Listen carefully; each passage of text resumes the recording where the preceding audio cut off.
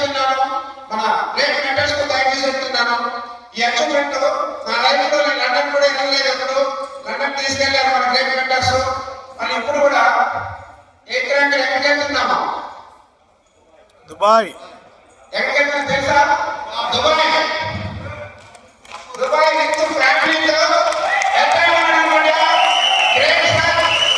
నేను ఇప్పుడు షేక్ షాప్ లో జాయిన్ అయినప్పుడు మన గురించి చెప్పినాడు, పాస్పోర్ట్ రెడీ చేసుకోబాయ్ అన్నాడు.